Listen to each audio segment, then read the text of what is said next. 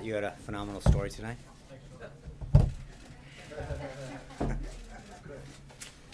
Get that joke? If you didn't, look it up. A little delayed reaction in the back. Before I get to the events of today, there's a few items I wanted to update you on, things that have happened since our last briefing yesterday. The President spoke with Prime Minister al-Abadi of Iraq to thank him for his productive visit and meeting on March 20th. A readout of that call should have been issued out to the pool last night. Yesterday, he also notified Congress that a national emergency declared Executive Order 13694 regarding malicious cyber-enabled attacks will continue beyond April 1st, 2017. As you all know, this notification is required by statute in order to extend the national emergency that the past administration declared. The President believes that this significant cyber-enabled activities continue to pose an unusual and extraordinary threat to our national security and economic prosperity, and therefore he has determined that it was necessary to continue this national emergency. Last night, a federal judge in Hawaii put an indefinite hold on the President's executive order that was issued on national security. The Department of Justice is reviewing the ruling and is considering the best way to defend the President's lawful and necessary order. This ruling is just the latest step that will allow the administration to appeal. Just a week ago, the U.S. District Court in the Eastern District of Virginia upheld the President's order on the merits. The White House firmly believes that this order is lawful and necessary and will ultimately allow to move forward. This morning, we announced that the President will host President Xi of China at Mar-a-Lago on April 6th and 7th. The President looks forward to meeting with President Xi and exchanging views on each other's respective priorities and to chart a way forward on a bilateral relationship between our two nations. They will discuss the issues of mutual concern, including North Korea, trade, and regional security. Now on to some of the events of today. This morning, the President had a meeting with Treasury Secretary Mnuchin. The Secretary, along with the National Economic Council and the rest of the President's team of experts, have been meeting with and hearing from stakeholders on all sides of the tax reform debate. Tax reform has been a centerpiece of the President's economic agenda from the beginning of his campaign. The team is weighing the best option to develop a plan that will provide significant middle-class tax relief and make American businesses more competitive. Enacting the first significant tax reform since the 1980 is going to be a serious undertaking, and we are at the first stages of this process, beginning to engage with members of Congress, policy group, business leaders, industry, constituents from around the country, and other stakeholders. Tax reform has been a part of the political discussion for years, and accordingly, lots of people have lots of ideas about it. We intend to hear from them. He and his team will continue to meet with those who support and oppose the various policy options as they all sit on the table, because the President is committed to delivering results that the American people and American businesses will be able to see and feel in their paychecks. On the Hill this morning, the President was glad that the nominations of his Secretary of Agriculture designate, Governor Sonny Perdue, and Secretary of Labor designate advanced out of committee. Although he's disappointed to see that Democratic senators who had previously expressed their support for Alex Acosta, the Labor Secretary designate, nonetheless, while they had previously supported him, seem to have stuck to a party line vote. The President looks forward to having them officially on the team and in the cabinet as soon as possible. Also this morning, the Department of Commerce and First Responder Network Authority, FirstNet, announced that AT&T will build the first nationwide broadband network dedicated to America's first responders. This step was part of the 9/11 Commission's recommendation on improving the ability of our police, fire, and emergency medical personnel to communicate seamlessly across jurisdictions, which is critical to their missions. It's also a sign of the incredible ability of public-private partnerships to drive innovation and solve some of our biggest problems while also creating jobs and growing the economy. Back to the schedule this afternoon, the President hosted a legislative affairs lunch on opioid and drug abuse. The lunch was an opportunity to discuss the goals and agenda of the President's Commission on Combating Drug Addiction and Opioid Crisis, which he established yesterday. The commission, which is going to be chaired by New Jersey Governor Chris Christie, is the next step in the President's promise to the American people that he would take real action to keep drugs from pouring into our country and corrupting our communities. Under Governor Christie's leadership and working closely with the White House Office of American Innovation, the commission will bring together leaders on both sides of the aisle to find the best way to treat and protect the American people from this epidemic. Many members in attendance to the lunch played a key part in passing the bipartisan Comprehensive Addiction and Recovery Act, also known as CARA.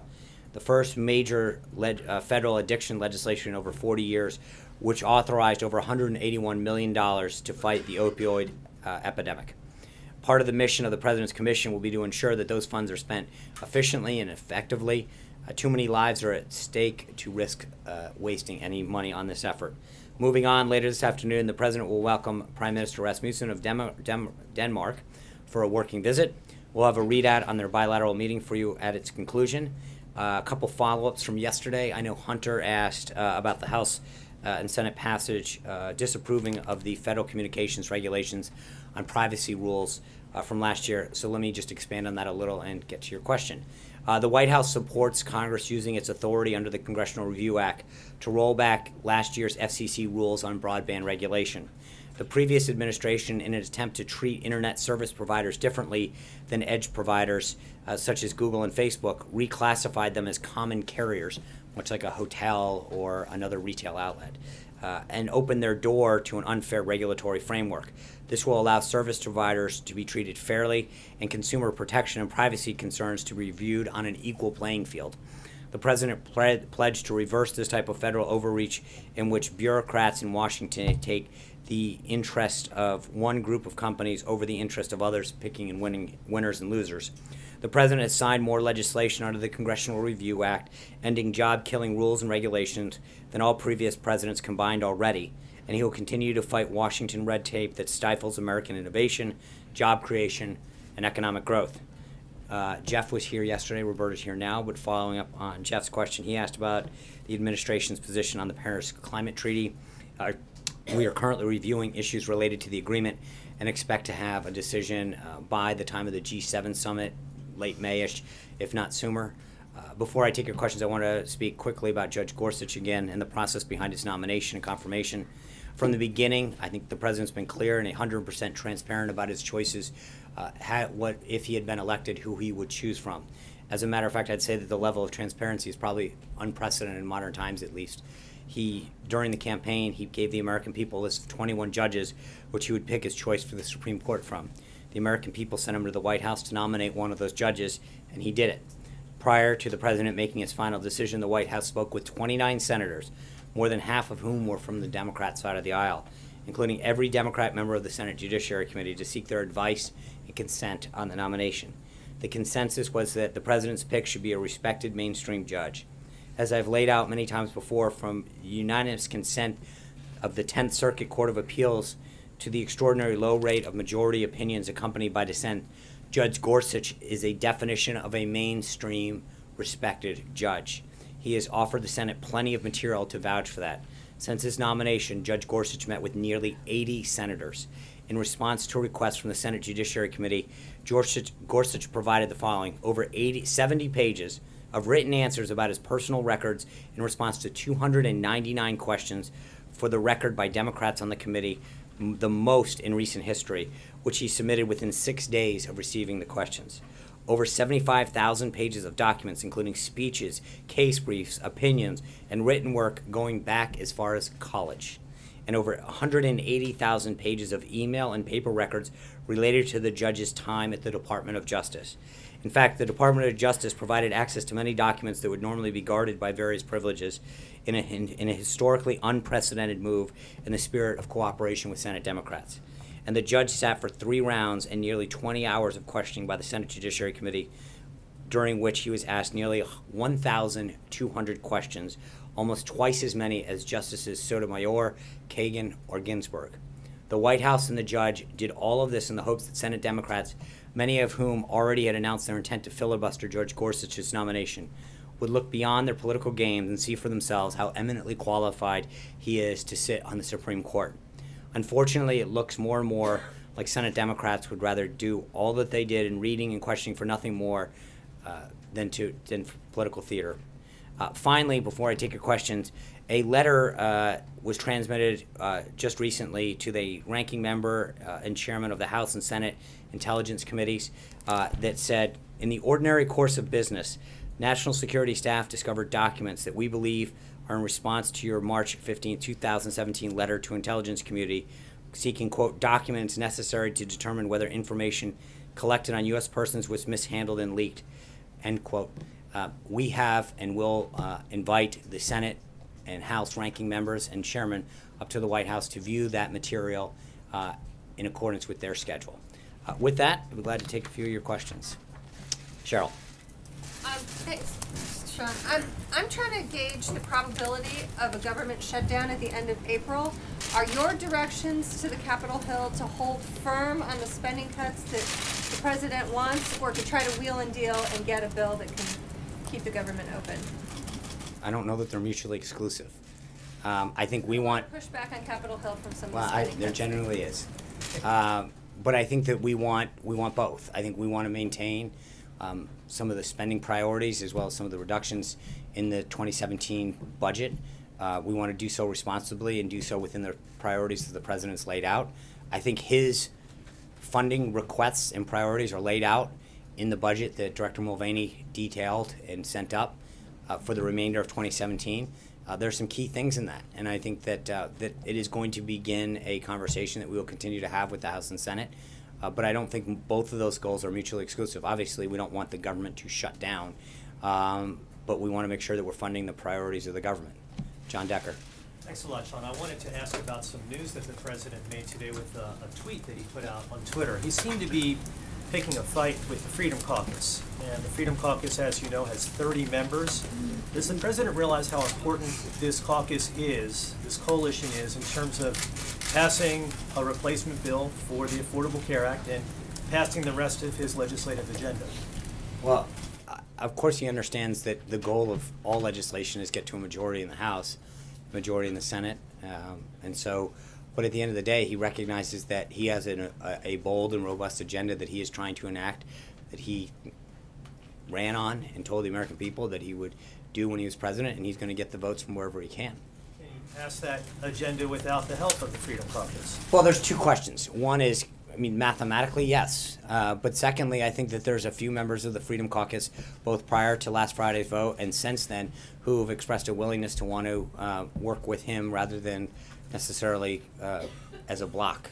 And I think that there continues to be some promising signs in that with that. So again, I think part of it is that I think if people are more concerned with voting as a block than in what's the best interest of their constituents and the American people, he's hoping that people will see the bigger picture, the goals that we outlined, and in sometimes not like the really good be the enemy of the perfect. And he seems to imply in that tweet that he would be in favor of primarying some individuals in the Freedom Caucus who oppose his agenda. Is that correct? Did I read that correctly? I'm going to say I'm going to let the tweet speak for itself. For those of you who think, or just for your understanding, it would be improper of me to discuss the election or defeat of any candidate from this podium. Matt. Thanks, Sean. Two questions, if you don't mind. I want phenomenal questions from you. That's what I'll give you. First, we know now. You get. I know I got it. So, two White House officials, according to New York Times reporting, provided Representative Nunes with the information that he spoke about last week. And according to the Times, the senior director for intelligence on the NSC, who was hired by Michael Flynn, started going through these documents after the president's tweet, the wiretapping tweet. So I'm wondering if the White House thinks it's appropriate for national security officials to be conducting what's basically a political task, which is trying to find information that then validates something the president said. Yeah. So I've read the report, and respectfully, I think your question assumes that the reporting is correct. And so I would just suggest to you that the letter that was submitted earlier to the ranking, the chairman and the ranking members of the two committees, two intelligence committees on the Hill, the reason that that the White House has asked them to come up is to view that information. And again, I don't want to get in front of that. As I've said before, we are not as obsessed with the process as much as the substance, and I think that our goal is to make sure that the ranking members of both committees, as well as the chairman, see the information, the materials that are important to this, and then worry about the outcome at the end of this. And then on a different topic, with Ms. Walsh's departure today, are you expecting any more staffing shakeups in the West Wing? No. Catherine. Sean, are you saying that the New York Times reporting today is not correct?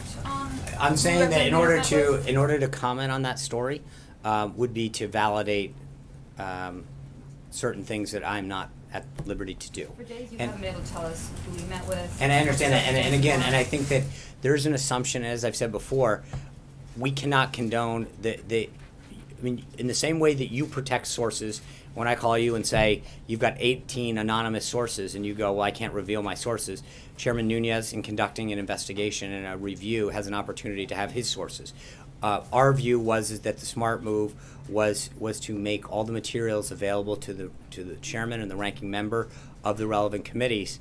And I understand the obsession with the process piece, but we are focused on the substance of it, and I think the goal is to make sure that people have the substance that are looking into this, that we have asked to look into this, So and the go. White House did make materials available already. No, we've sent a letter within the past few hours to both of those committees, informing them that we wanted to make that available to them. And what kind of message do you think this sends to people watching this? I mean, does it? I think it sends a message that we want them to look into this, that I think that as we have maintained from all along, that I think there's a belief that the president has maintained that there was surveillance that occurred during the 2016 election that was improper, and that we want people to look into this and take the appropriate legal, responsible steps to both understand it and then address it. Major. I want to read to you something you said here at the podium on March 23rd when you were originally asked if the White House might have had any role in providing information to Chairman Nunez. You first said it didn't make any sense to you, and then you went on to say, and I'm quoting you here, I don't know why he, Chairman Nunez, would brief the Speaker and then come down here to brief us on something that we would have briefed him on. It doesn't seem to make a ton of sense. So I'm not aware of it, but it doesn't really pass the smell test.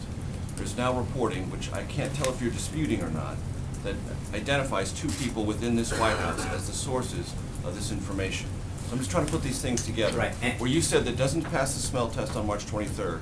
Now there's reporting Well, that I think, suggests it is again- within the White House that they were the sources of this. I'm just trying to put those two things together. Right, so number one, the first quote that you're reading, if you actually go back, I was responding to, I was very clear that I said, based on what Chairman Nunez has said, I believe the following doesn't make sense. Accepting that. So, I'm well, that's an gathering that important you've part learned of it. something new since then. So please tell us what right, you've and again, learned. no, because again, Major, I've commented on this both yesterday and today, that your obsession with who talked to whom and when is not the answer here. It should be the substance. In the same way that when you guys print a story with 18 anonymous sources, your obsession is the substance. It seems now that you continue to look at it from a backwards prism, which is, you know, what happened, who drove in what gate, who did they meet with, what were they wearing that day, as opposed to what's the underlying substance of this. Did something happen in the 2016 election? Did leaks occur? We are not going to engage actively in that kind of leaking that has been a problem. In fact, if you look at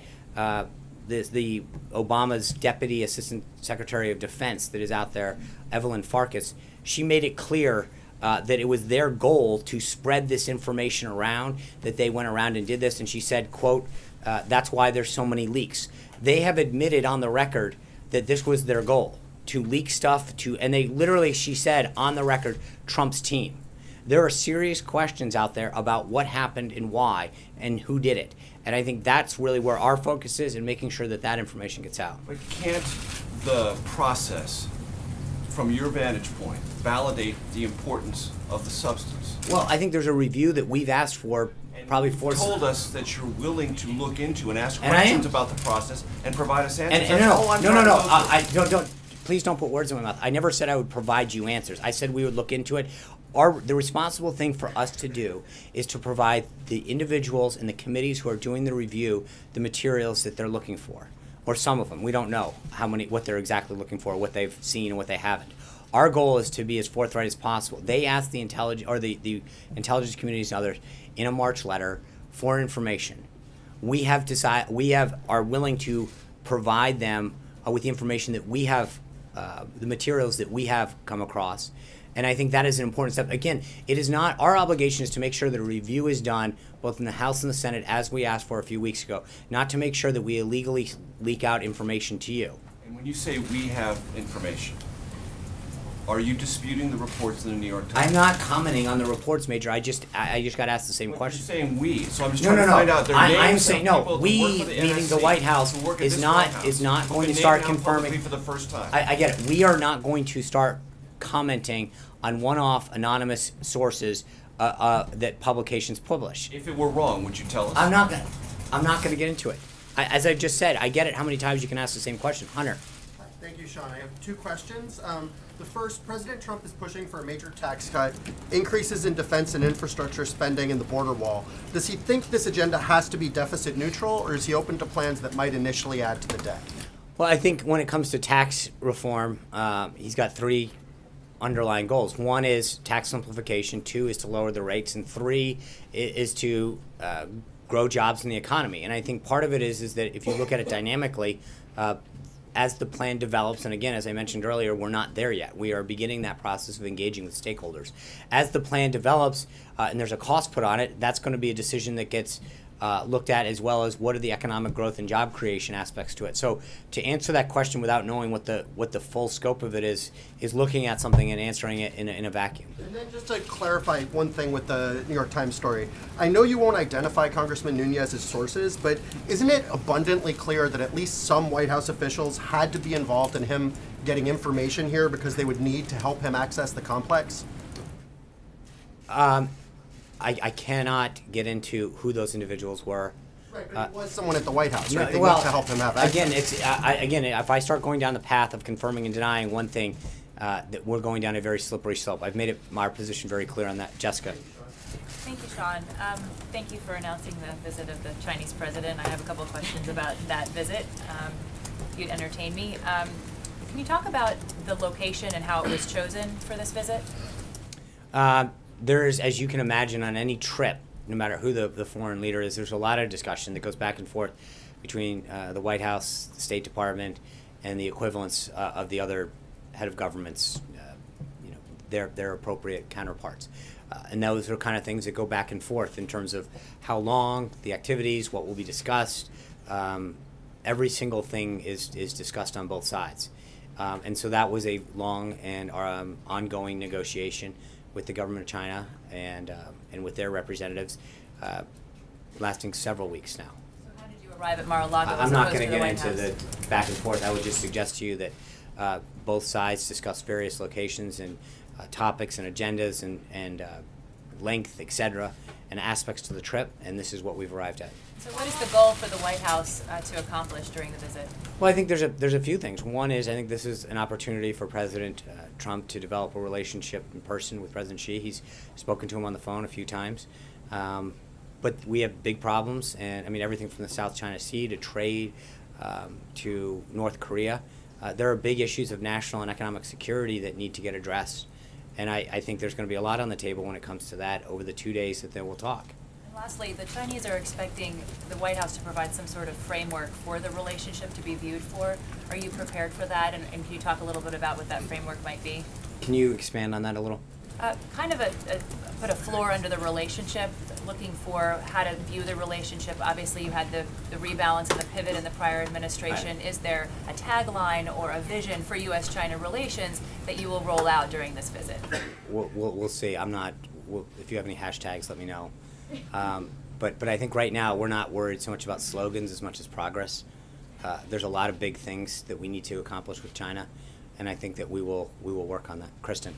Thanks, Sean. Did the president direct anyone in this White House or in his national security team to try to find information or intelligence to back up his assertion about wiretapping?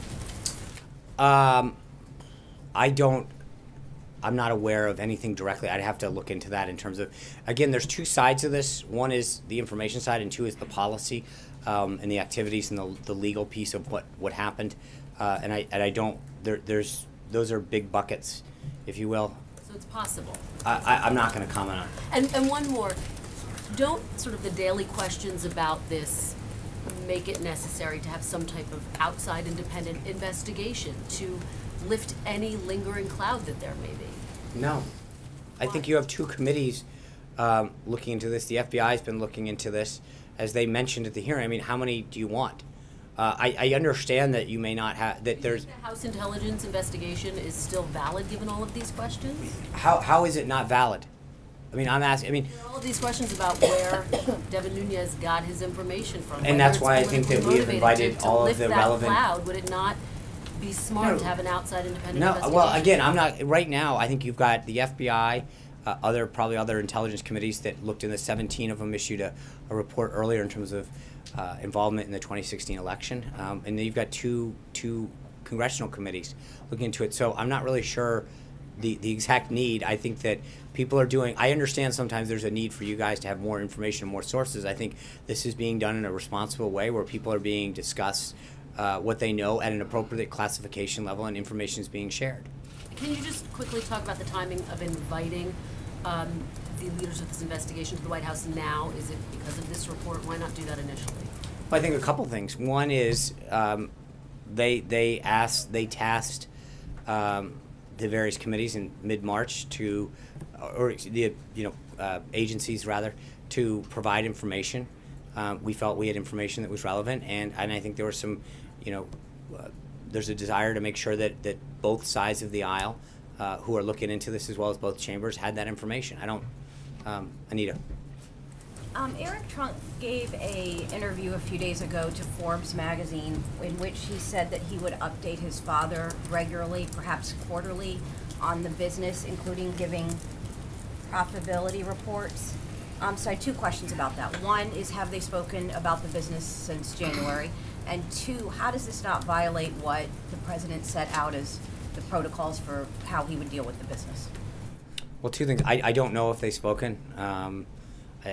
It's not, that's maybe a question better directed to the Trump Organization. But secondly, I think everything that he's done is in accordance with what the counsel's office and the ethics folks. Just following up, I believe he said that he wasn't going to talk to his children, his sons, about the business. So how is that? I think everything that is being done in terms of reports or updates is being done in a consultation with the counsel's office. So I think that's Justin.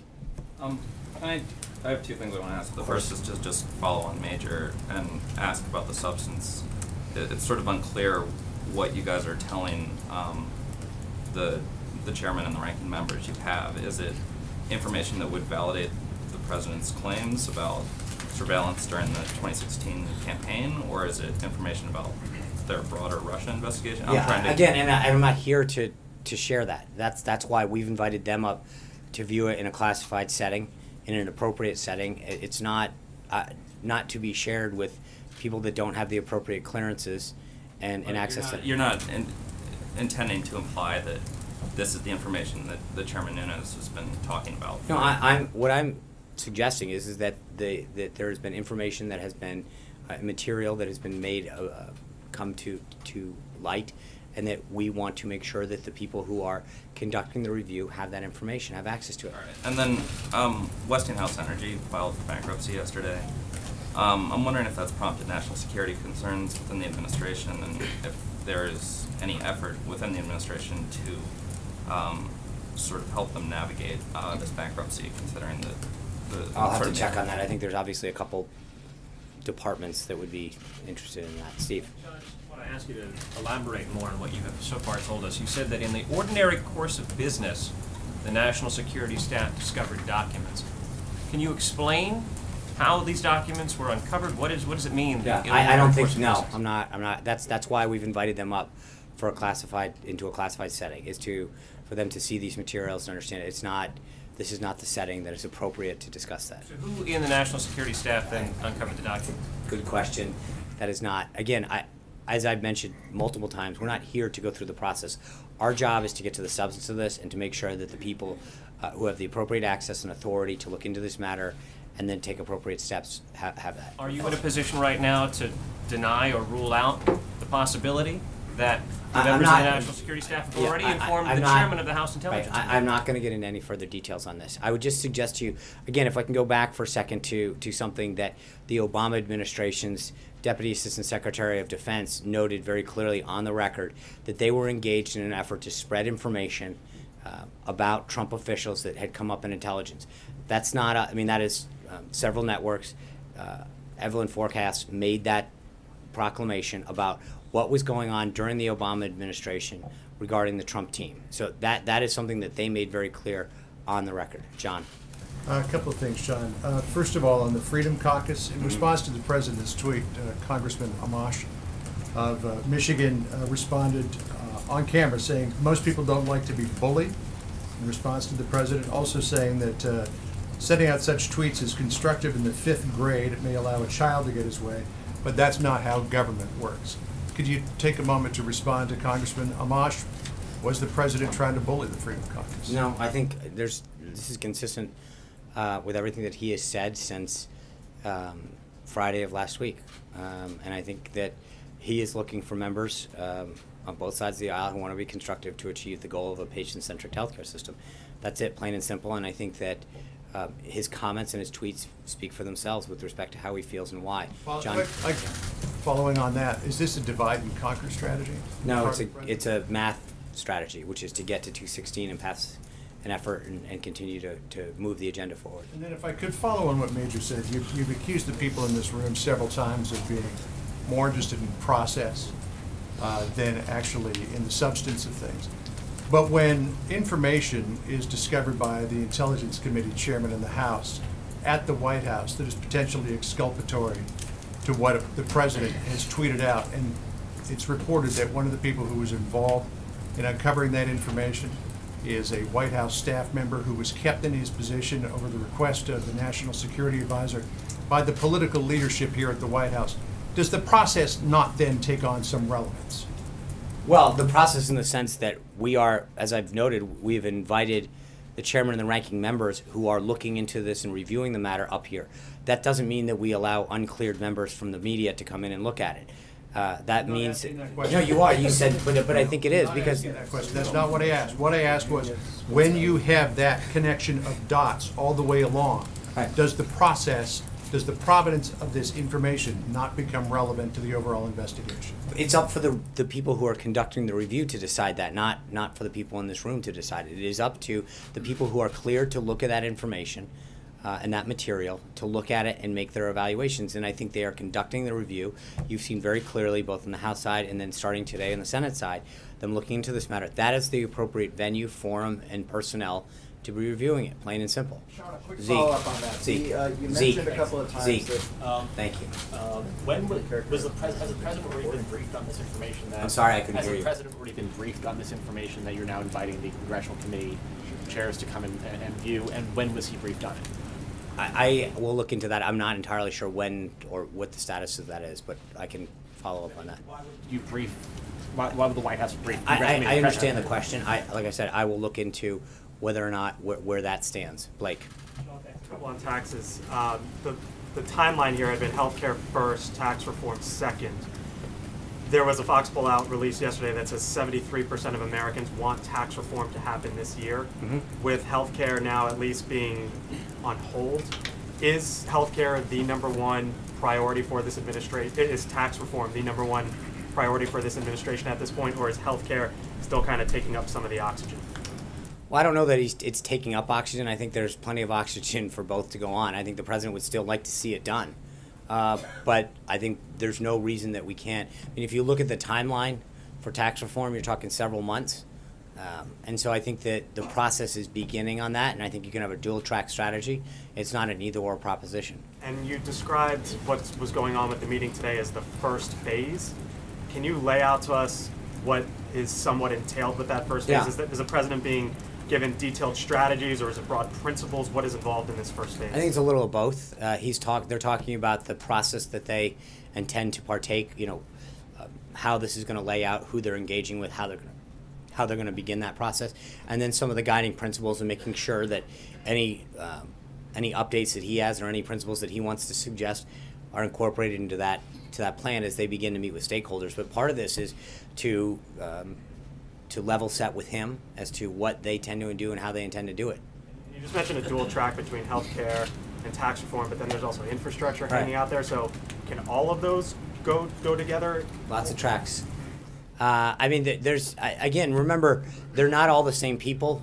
Some of them overlap, some of them don't. But I think part of this is that you got to remember that some things can happen sooner than others because of the legislative calendar. Some things are going to take longer because of both the legislative calendar and because of the number of individuals involved and the complexity of the situation. But there's a lot of things that can be moving at once because of how they'll play out. John Gizzi.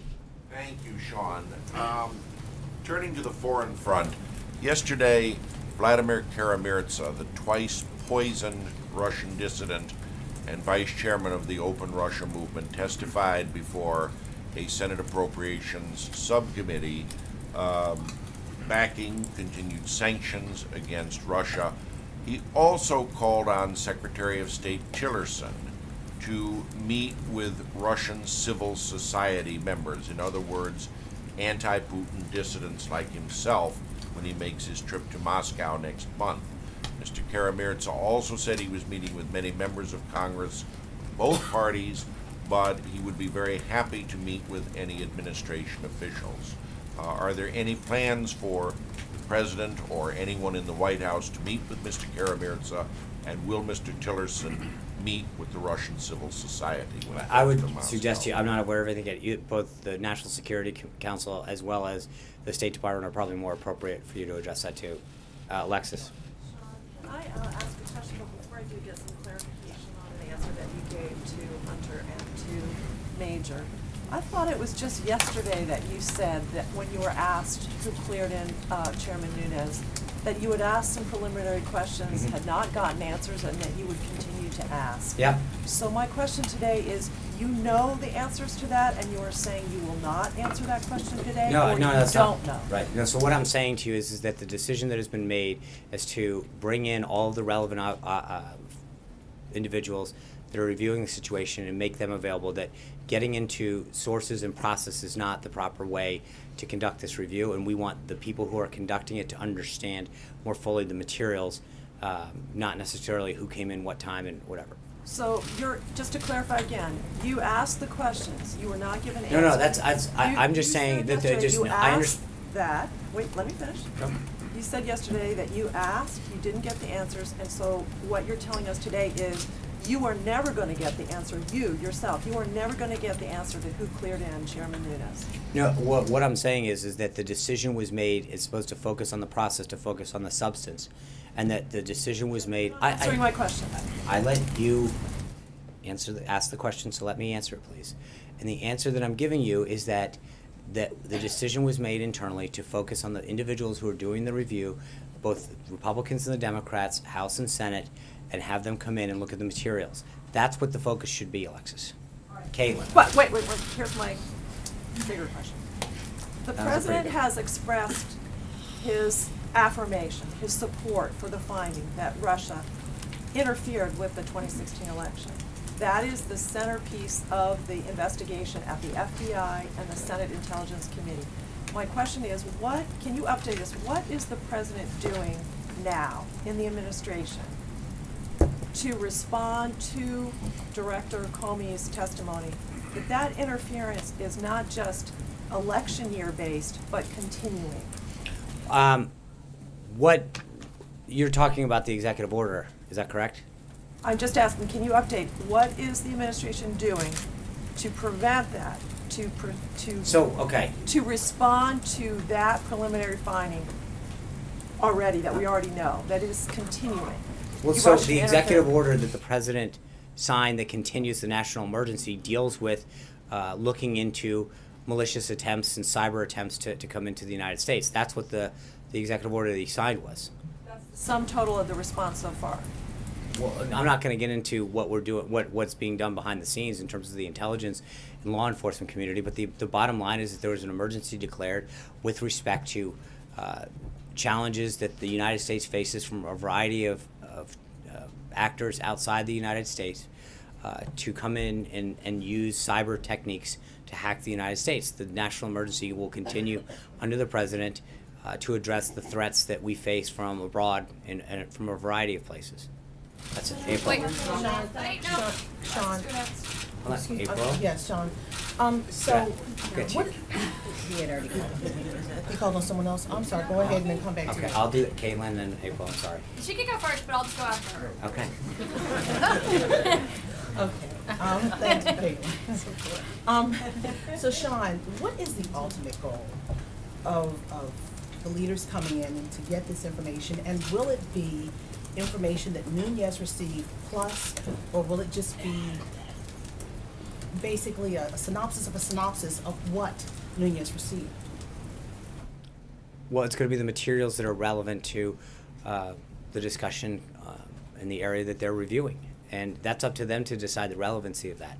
I think we have, or the National Security Committee has gone into, come upon some materials that they want to share with them. It's up to them to make a decision about the relevance of those documents and what they lead them to believe. But I mean, there's two issues here. One, April, is what do they see, and then what do they want to see in addition to that, or as a result of those materials, right? So in other words, they may see things and say, hey, this is interesting, I wonder if there's a pattern, this is interesting, I want to see more, or they may come to a conclusion right away. But that's part of the idea of, to your first part of your question, of sharing information with them, is to allow the members of both of the committees on a bipartisan basis to come in and review materials that we think are relevant to the issues that the president talked about with respect to surveillance, the masking, unmasking of individuals, the handling of it, et cetera, and then it's up to those members to decide what to do with that information, how to explore that more in depth.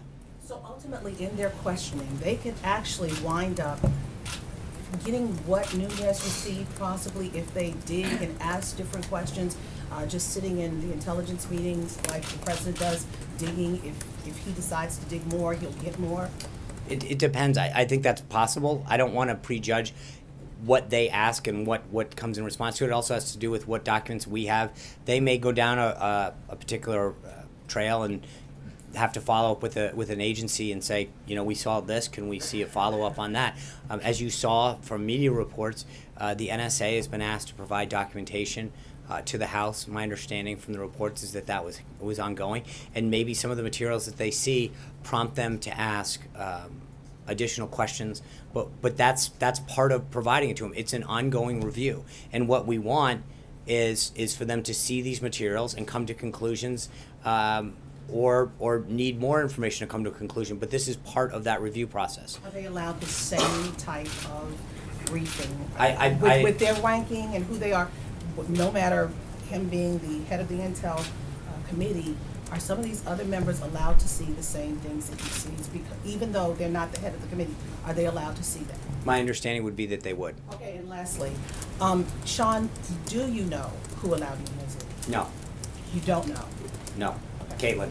I have 2 questions for you. Sure. One is, has anyone in the White House ever raised the possibility of a cabinet position or a top intelligence post later on in the administration for Devin Nunes? Not that I'm aware of.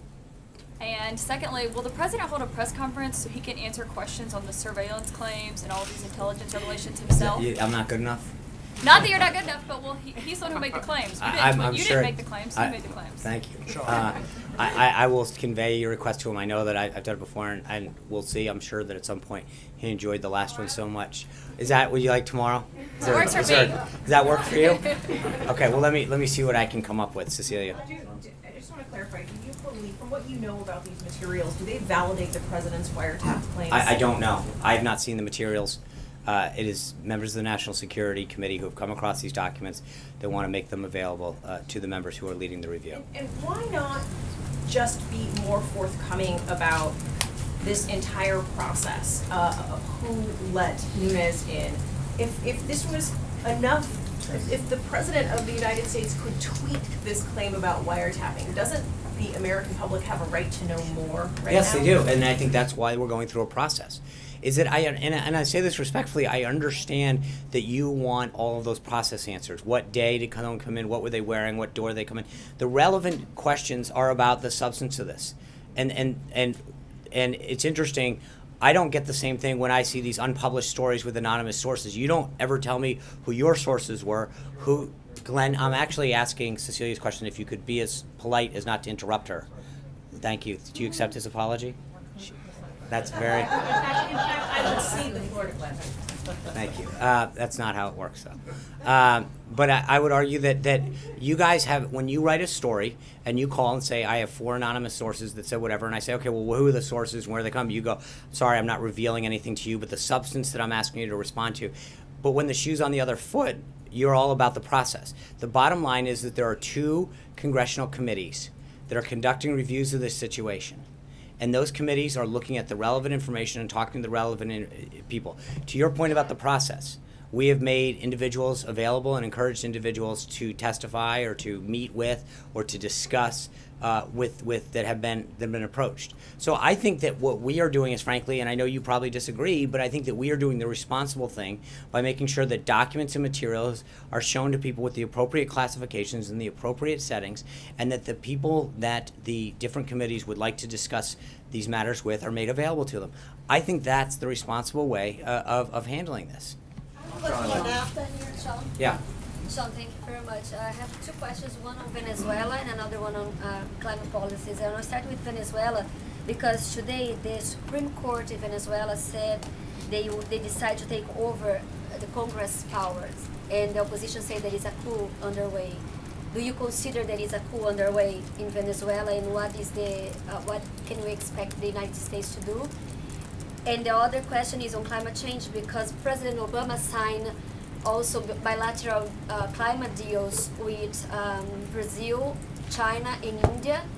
And what will happen to those? Well, on the first one, respectfully, I would refer you to the State Department. The only Supreme Court I'm really focused on right now is ours and getting Judge Neil Gorsuch confirmed by the Senate. So I'd be glad. I think the State Department's more of an appropriate venue to discuss the activities over there. And on second, I think when it comes to things like the Paris Treaty, as I mentioned at the outset, that is being. I understand, but I think that there are things that we will have updates for on all of these things as we move forward. Right now, I've got nothing on that subject yet. Thank you, Sean. Yeah. The Wall Street Journal reported this morning that the Trump administration is proposing more modest changes to NAFTA. Like, for example, they're leaving the arbitration panel that deals with trade disputes in place, et cetera, et cetera. Is the White House backing away from some of the more sweeping changes to NAFTA that the president proposed during the campaign? You know, I would just argue that Robert Lighthizer isn't even nominated yet. That is not a statement of administration policy at this point. There's nothing that in those documents that we are confirming, or in that report rather, that we are confirming. That is not a statement of administration policy. That is not an accurate assessment of where we are at this time. And I think our goal is to get Robert Lighthizer appointed as the next ambassador and U.S. trade representative. And then when we have that, we will have plenty of updates on where we go with respect to NAFTA and the rest of our trade agreement. With that, I'm going to say goodbye. I will see you tomorrow. Thank you. I'm sorry. I promised 2 days in a row. Thank you. I got one on foreign policy and one on domestic policy. Okay. First one is many Republicans were very critical of how President Obama had handled the Iranian Green Revolution about 6 years ago. So my question is, if mass protests across Russia develop into a movement, is this something that, what does the administration feel its role should be regarding that? I'm not going to. That's a hypothetical question to talk about what would happen, and if I think when it comes, I know, but when it comes to protests, we obviously encourage, as we did last Sunday, the peaceful the government of Russia to allow the peaceful protests of individuals throughout their country.